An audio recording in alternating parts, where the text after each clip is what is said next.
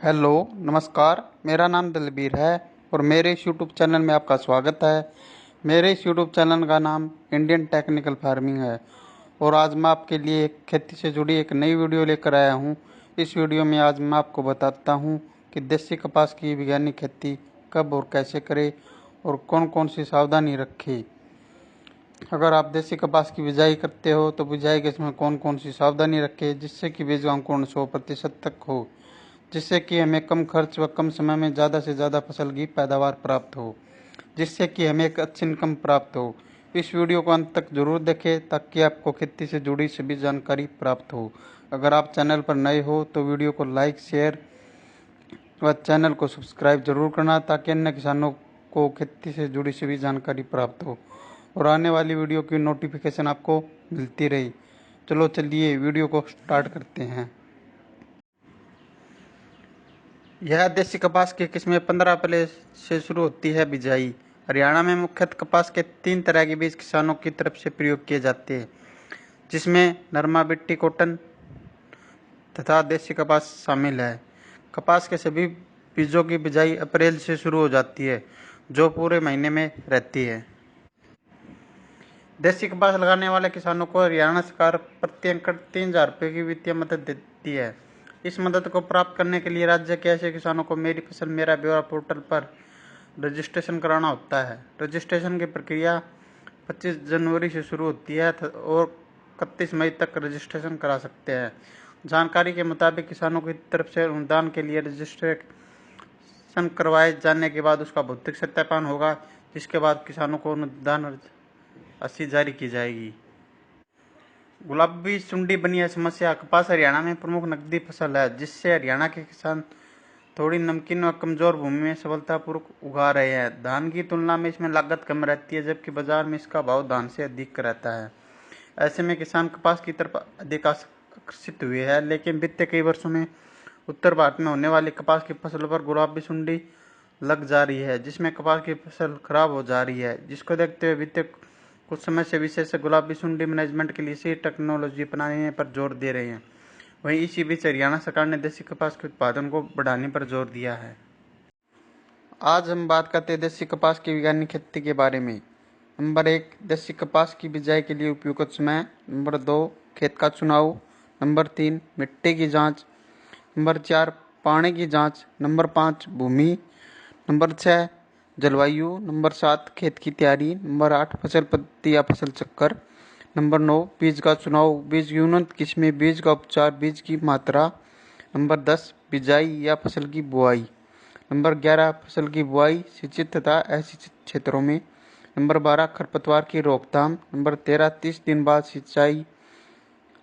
Number 14, 30 दिन बाद निराई या गुड़ाई। नंबर 16, 60 दिन बाद सिंचाई या फिर वर्षा।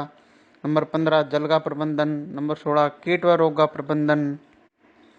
नंबर 17, स्प्रे इमिडाक्लोप्रिड, मोनो असाटाप, फंगस के लिए कॉपर ऑक्सीक्लोराइड इत्यादि।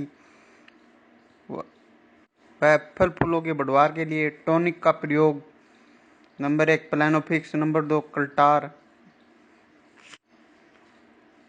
नंबर 17, फसल में खाद का उपयोग, फिर चुनाई,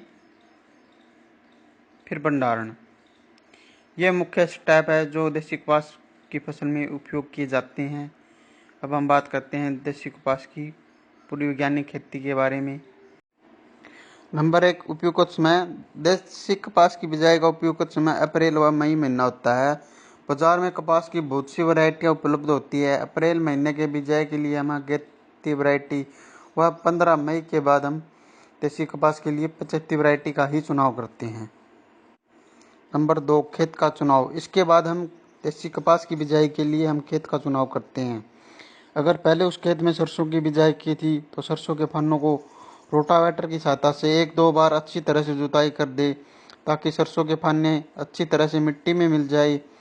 फिर आप हैरो की सहायता से 1-2 बार अच्छी तरह जुताई कर दे। फिर आप लेजर लेवलर की सहायता से खेत को समतल कर दे ताकि खेत की सिंचाई अच्छी तरीके से हो जाए। अब हम बात करते हैं देसी कपास की खेती के लिए मिट्टी की जांच। सबसे पहले अपने खेत की मिट्टी की जांच करवा ले, जिससे हमें यह पता चल जाता है कि मिट्टी में किन किन पोषक तत्वों की कमी है और खेत की मिट्टी किन किन फसलों के लिए उपयुक्त है और इस मिट्टी में कौन कौन सी फसलें उगाई जा सकती है, जैसे गेहूँ, चना, अरहर, सरसों, राया, बरसीन, गन्ना, आलू, मक्का, बाजरा, कपास इत्यादि। मिट्टी की जांच से हमें यह पता चल जाता है कि इसका पीएच मान कितना है। देसी कपास की बिजाई फास्फोरस व पोटाश बिजाई के समय पोरे। अगर फास्फोरस बिजाई पर नहीं डाली गई है तो बोक्की पर पोरे। बोक्की का मतलब फूल आने पर पोरे। आदि नाइट्रोजन बोक्की के समय 45 से 60 दिन व शेष नाइट्रोजन फूल निकलते समय कतारों में दोनों ओर डाली। अगर गेहूं के बाद कपास ले रहे हैं तो बोक्की के समय डाली जाने वाली नाइट्रोजन बिजाई पर पोरे। अब हम बात करते हैं पानी की जांच की। अगर आप फसल की बिजाई के लिए नहरी पानी का इस्तेमाल करते हैं तो यह सभी प्रकार की फसलों के लिए बहुत अच्छा है और इसमें बीज का अंकुरण 100% तक हो जाता है। अगर आप वर्षा के बाद फसल की बिजाई करते हैं तो बीच में बीज का अंकुरण 100% तक हो जाता है। अगर आप बिजाई के समय ट्यूबवेल के पानी का इस्तेमाल करते हैं तो आप इस ट्यूबवेल के पानी की जांच करवा लें। अगर ट्यूबवेल का पानी पीने में भी मीठा है तो इसका पानी का पीपीएम ज़्यादा हो सकता है और बीज के अंकुरण के समय यह एक समस्या बन जाता है। अगर पानी का पीपीएम 1000 से कम है और इसमें सभी प्रकार की फसलों के लिए अच्छा है और इसमें बीज का अंकुरण 100% तक हो जाता है। अगर पानी का पीपीएम 1000 से ज़्यादा है तो इसमें बीज का अंकुरण सही तरीके से नहीं हो पाता, इससे हमारा नुकसान हो जाता है। इसलिए पानी की जांच करवाना भी बहुत ज़रूरी है। कपास की खेती के लिए भूमि का चुनाव। कपास की खेती के लिए अच्छी जल धारण और जल निकास क्षमता वाली भूमि होनी चाहिए। जिन क्षेत्रों में वर्षा कम होती है वहाँ इसकी खेती अधिक जल धारण वाली क्षमता वाली मटियार भूमि में की जाती है। जहाँ सिंचाई की सुविधाएं उपलब्ध हो वहाँ बलुई व बलुई दोमट मिट्टी में इसकी खेती की जा सकती है। यह हल्की अम्लीय एवं क्षारीय भूमि में उगाई जा सकती है। इसके लिए उपयुक्त पीएच मान 5.5 से 6.5 है। हालांकि इसकी खेती 8.5 पीएच मान तक वाली भूमि में अच्छी तरह से की जा सकती है। कपास की खेती के लिए मौसम व जलवायु। यदि पर्याप्त सिंचाई सुविधा उपलब्ध हो तो कपास की फसल को मई माह में ही लगाया जा सकता है। सिंचाई की पर्याप्त उपलब्धता न होने पर मानसून की उपयुक्त वर्षा होते ही कपास की फसल उगा सकते हैं। कपास की उत्तम फसल के लिए आदर्श जलवायु का होना आवश्यक है। फसल के उगने के लिए कम से कम 16 डिग्री सेंटीग्रेड और अंकुरण के लिए आदर्श तापमान 32 से 34 डिग्री सेंटीग्रेड होना उचित है। इसके बढ़वार के लिए 21 से 27 डिग्री तापमान होना चाहिए। फल लगते समय दिन का तापमान 25 से 30 डिग्री सेंटीग्रेड और रातें ठंडी होनी चाहिए। कपास के लिए कम से कम 50 डिग्री सेंटीमीटर वर्षा का होना आवश्यक है। 125 सेंटीमीटर से अधिक वर्षा का होना कपास के लिए हानिकारक होता है। कपास की उन्नत खेती के लिए खेत की तैयारी। उत्तरी भारत में कपास की खेती मुख्यतः सिंचाई आधारित होती है। इन क्षेत्रों में खेत की तैयारी के लिए 1 सिंचाई कर 1 से 2 गहरी जुताई करनी चाहिए। इसके बाद 3 से 4 हल्की जुताई कर पट्टा लगाकर बुआई करनी चाहिए। कपास का खेत तैयार करते समय इस बात का ध्यान रखना चाहिए कि खेत पूर्णतः समतल हो ताकि मिट्टी की जल धारण व जल निकास क्षमता दोनों अच्छी हो। यदि खेतों में खरपतवार की ज़्यादा समस्या न हो तो बिना जुताई या न्यूनतम जुताई से भी कपास की खेती की जा सकती है। दक्षिणी व मध्य भारत में कपास वर्षा आधारित काली भूमि में उगाई जाती है। इन क्षेत्रों में खेत तैयार करने के लिए गहरी जुताई मिट्टी पलटने वाले हल से रबी फसल की कटाई के बाद करनी चाहिए, जिसमें खरपतवार नष्ट हो जाते हैं और वर्षा जल का संचय अधिक होता है। इसके बाद 3 से 4 बार हैरो चलाना काफ़ी होता है। बुआई से पहले खेत में पट्टा लगाते हैं ताकि खेत समतल हो जाए, या फिर आप लेजर लेवलर की सहायता से खेत को समतल कर सकते हो। अगर आप गोबर की खाद का इस्तेमाल करते हो तो 8 से 10 ट्रॉली 1 एकड़ के लिए पर्याप्त रहती है। यह खाद मिट्टी में अच्छी तरह मिलाकर जमीन को समतल कर दे। अब हम बात करते हैं फसल पद्धति या फसल चक्कर। फसल चक्कर एक ऐसी प्रणाली है जिसमें फसलों को इस क्रम में बोया जाता है जिससे कि मृदा की उर्वरता शक्ति बनी रहे। एक सफल उत्पादन के लिए उत्तरदायी प्रमुख कारकों में से एक फसल चक्कर एक महत्वपूर्ण स्थान रखता है। फसल चक्कर अपनाने का मुख्य उद्देश्य प्राकृतिक संसाधनों का उपयोग करके उसमें अधिक फसल उत्पादन करना होता है। किसी भी खेत में फसल को अदल बदल कर बोना, हेरफेर कर बोना फसल चक्कर कहलाता है। ऐसा करने से मृदा की उर्वरता शक्ति बनी रहती है और पैदावार भी बहुत अच्छी होती है। किसी भी खेत में एक निश्चित समय में उसकी मृदा की उर्वरता शक्ति को बनाए रखने जाने वाली फसलों के क्रम को फसल चक्र कहते हैं। किस क्षेत्र की भूमि, जलवायु, अन्य वातावरणीय कारकों के आधार पर विभिन्न फसल चक्र अपनाए जाते हैं। एक अच्छे फसल चक्र को अपनाकर एक किसान अपनी भूमि में अधिक से अधिक लाभ कमा सकता है। फसल चक्रों की संख्या 3 होती है। 1 वर्षीय फसल चक्र जैसे मक्का के बाद गेहूं, 2 वर्षीय फसल चक्र ज्वार, बरसीन, धान, मक्का। इसके अतिरिक्त फसलों के चक्रों के आधार पर फसल चक्र को वर्गीकृत किया गया है। रबी की फसल में अपनाए जाने वाले फसल चक्र, खरीफ की फसलों में अपनाए जाने वाले फसल चक्र और जायद की फसलों में अपनाए जाने वाले फसल चक्र। फसल चक्र के सिद्धांत: उथली जड़ वाली फसलों के बाद गहरी जड़ वाली फसलों को उगाना चाहिए। अधिक खाद की आवश्यकता वाली फसलों के बाद कम खाद की आवश्यकता वाली फसलों को उगाना चाहिए। अधिक जल की आवश्यकता वाली फसलों के बाद कम जल की आवश्यकता वाली फसलों को उगाना चाहिए। फलीदार फसलों के बाद अफलीदार फसलों को उगाना चाहिए। कृषि संसाधनों का प्रयोग क्षमतापूर्ण ढंग से करना चाहिए। भूमि कटाव से प्रभावित क्षेत्रों में फसल चक्र में आच्छादित फसलों का समावेश होना चाहिए। फसल चक्र के लाभ: किसी खेत के प्रति इकाई क्षेत्रफल में से एक निश्चित समय में होने वाले उत्पादन में वृद्धि होती है। विभिन्न फसलों का कार्यकाल निश्चित हो जाने से उनके आवश्यक बीज का तथा खरपतवारनाशी आदि का उचित समय के अनुसार प्रयोग किया जा सकता है। फसल चक्र में गहरी कम उथली वाली जड़ों के सम्मिलित होने के कारण भूमि की ऊपर की सतह तथा नीचे की सतह से पोषक तत्वों का फसल चक्र द्वारा उचित व तेजी से अवशोषण होता है। एक फसल चक्र को अपनाने से मृदा संरक्षण में कमी आती है, क्योंकि फसल चक्र में आच्छादन फसलों को सम्मिलित किया जाता है। कृषकों को वर्ष भर कार्य करने का अवसर मिलता है। फसल चक्र के लाभ: मृदा की उर्वरता शक्ति में वृद्धि होती है। मृदा के भौतिक, रासायनिक तथा जैविक गुणों में सुधार होता है। सघन फसल चक्रों को अपनाने से भूमि में जीवांश पदार्थ की मात्रा में वृद्धि होती है। उचित फसल चक्र को अपनाने से भूमि में पनपने वाले विभिन्न बीमारियों के प्रभाव में कमी आती है। फसल चक्र अपनाने से कीटों तथा खरपतवारों पर भी नियंत्रण होता है। अब हम बात करते हैं देसी कपास के लिए बीज का चुनाव, बीज की किस्म या वैरायटी या बीज का उपचार, बीज की मात्रा। हमें अपने खेत में फसल की बिजाई करते समय ऐसे बीज का चुनाव करते हैं जो कि अपने क्षेत्र और एरिया के हिसाब से ठीक हो। बीज का चुनाव हमें मिट्टी, समय व पानी के अनुसार ही करना होता है, क्योंकि दोमट मिट्टी के लिए अलग, रेतीली जमीन के लिए अलग अलग व समय के अनुसार अलग अलग वैरायटी मार्केट में उपलब्ध होती है। बीज की वैरायटी: हम एक ऐसी वैरायटी का चुनाव करते हैं जो हमारे क्षेत्र व जमीन व पानी के हिसाब से ज़्यादा उत्पादन देती हो। हमें एक ऐसी कंपनी के बीज का चुनाव करना होता है जो कंपनी सरकार के द्वारा रजिस्टर्ड हो, जैसे राशि, यूएसए, शक्तिवर्धक। बीज खरीदते समय हमें बीज का पक्का बिल अवश्य लेना चाहिए, जिससे कि बीज के डुप्लीकेट होने के चांस कम होते हैं और एक अच्छा ओरिजिनल बीज हमें एक अच्छा उत्पादन देता है। अब हम बात करते हैं बीज के उपचार की। हम बीमारी की रोकथाम के लिए हम बीज का उपचार करते हैं, जिसे हम FIR भी कहते हैं, जिसे हम फंगिसाइड, इंसेक्टिसाइड और राइजोबियम कल्चर भी कहते हैं। सबसे पहले हम बीज को फंगिसाइड की दवाइयों से उपचार करते हैं, फिर हम उसको इंसेक्टिसाइड की दवाइयों से उपचार करते हैं। इंसेक्टिसाइड दवाइयों के उपचार का मतलब उसे इंसेक्ट की बीमारियों से रोकथाम के लिए किया जाता है। फिर हम राइजोबियम कल्चर से उपचार करते हैं, जो कि पैदावार बढ़ाने में वृद्धि मदद करता है। अब हम बात करते हैं बीज की मात्रा। हम देसी कपास की बिजाई के लिए एक एकड़ में 2 पैकेट की बिजाई करते हैं। वो संकर किस्मों की वैरायटियों में हम ये 2 पैकेट की बिजाई करते हैं। अगर हम देसी कपास की देसी वैरायटी का उपयोग करते हैं तो हम एक एकड़ में लगभग 2 से 3 किलो बीज की बिजाई करते हैं। लगभग सभी संकर किस्मों का ही उपयोग करते हैं, क्योंकि संकर किस्में ज़्यादा उत्पादन देती है, जैसे KR 64।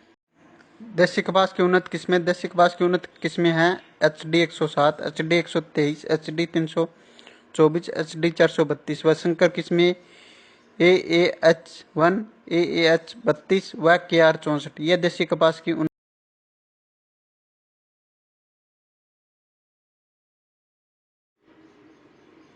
RG 18 यह देसी कपास की मध्यम समय 160 से 170 दिन में पकने वाली 81 शाखाओं वाली किस्म है। इसके पौधे की ऊंचाई 130 से 140 सेंटीमीटर होती है। इसकी पत्तियां सैकड़ी व बैंगनी रंग की होती है और फूलों का रंग गुलाबी होता है, जिस पर गहरे हरे रंग के धब्बे पाए जाते हैं। टिंडों का आकार मध्यम औसत वजन 2.2 ग्राम और औसत मोटाई 38% है। इसकी औसत उपज 10 से 12 किलोमीटर प्रति एकड़ होती है। यह किस्म जड़ गलन रोग के प्रति सहनशील है।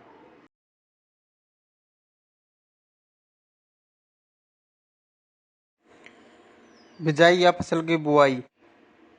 बिजाई, अगर आप मशीन की सहायता से खाद की बिजाई व बीज की बुआई एक साथ कर सकते हैं। हमें बीज की बिजाई सुबह या शाम के समय ही करनी चाहिए।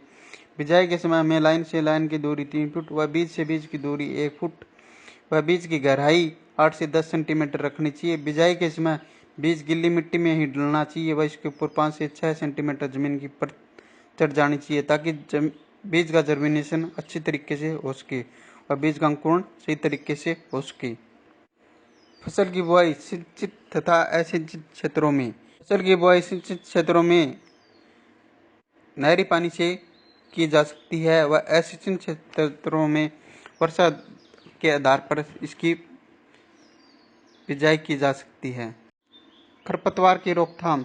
खरपतवार की रोकथाम के लिए हमें बिजाई के तुरंत बाद पेंडामेलिथियान 30% EC का ही छिड़काव करना चाहिए। 500 मिलीमीटर दवाई को 250 लीटर पानी में उसका घोल बनाकर उसके ऊपर 1 एकड़ में उसका छिड़काव करना चाहिए। इससे खरपतवारों का जर्मिनेशन नहीं होगा। अब बात करते हैं कपास की खेती के लिए निराई गुड़ाई एवं सिंचाई। पहली निराई गुड़ाई अंकुरण के 20 से 25 दिन के बाद करनी चाहिए। यदि फसल में सिंचाई की जरूरत पड़े तो हल्की सिंचाई करनी चाहिए। इससे कीट व रोग असर कम रहता है एवं अच्छी पैदावार होती है। वहीं अगर बारिश ज़्यादा हो जाए तो हमें सिंचाई की आवश्यकता कम पड़ती है। जल प्रबंधन। कपास की खेती में जल का प्रबंधन भी होना बहुत जरूरी है, क्योंकि अगर ज़्यादा बारिश हो जाए तो हमें जल निकास का प्रबंधन करना चाहिए। ये आप पंप की सहायता से कर सकते हो।